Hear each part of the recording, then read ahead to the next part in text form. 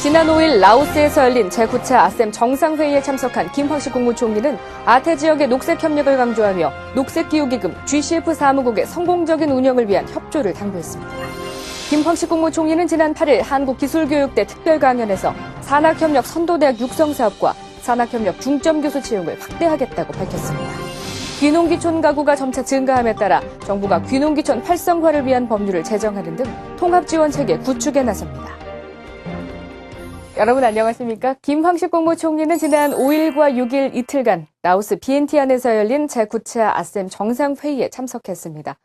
글로벌 녹색성장연구소 GGGI 국제기구화와 녹색기후기금 GCF 사무국 유치 등 우리나라의 녹색성장정책의 성과를 소개하고 GCF 사무국의 성공적 운영을 위한 협력과 지원을 요청했는데요. 김 총리는 발표를 통해 아시아와 유럽의 녹색경제를 연결하는 우리나라의 교량적 기능을 강조하면서 앞으로 보다 중추적인 역할을 수행해 나가겠다고 밝혔습니다. 이번 회의에 참석한 회원국과 국제기구 대표들은 우리 정부의 녹색성장 선도 의지를 높이 평가했는데요.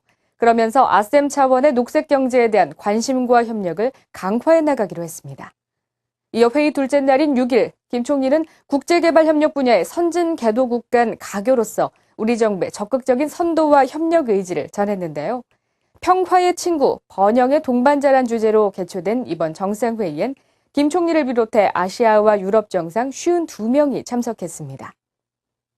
한편 김 총리는 플레븐 엘리에프 불가리아 대통령과 카타이넨 핀란드 총리, 투스크 폴란드 총리와 각각 양자회담을 갖고 실질협력 증진 방안 등에 관해 폭넓은 논의를 했습니다. 다음 소식입니다.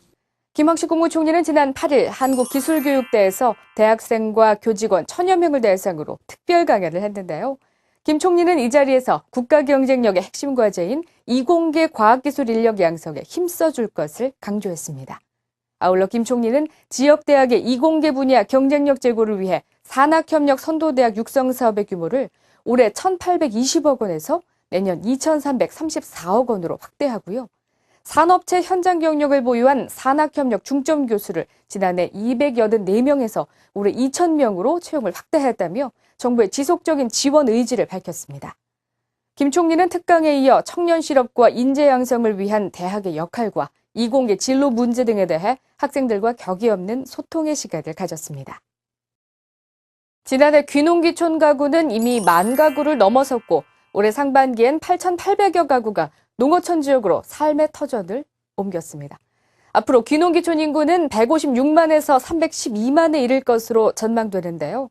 베이비붐 세대의 은퇴가 본격화되면서 전원 생활을 통한 다양한 삶을 추구하는 사람이 늘어나 귀농귀촌 가구가 점차 증가하고 있는 겁니다. 이에 따라 정부는 먼저 귀농귀촌 활성화를 위한 법률을 만들어 지자체 전담팀과 전담 인력을 지정하는 등 통합지원 체계를 구축하고요. 귀농기업 창업 주택구입 융자 사업의 기준을 완화해 퇴직 예정자와 귀촌인에게도 자금 융자를 확대합니다. 또 도농복합지역 거주자에겐 제한됐던 취득세 감면도 지방세 특례 제한법의 예외 규정을 마련해 가능하게 됐고요.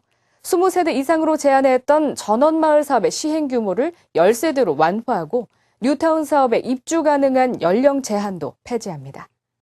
이와 함께 농어촌 공사를 통해 빈집이나 농지 정보를 제공할 방침입니다. 이번 주 총총 뉴스는 여기까지입니다. 시청해주신 여러분 고맙습니다.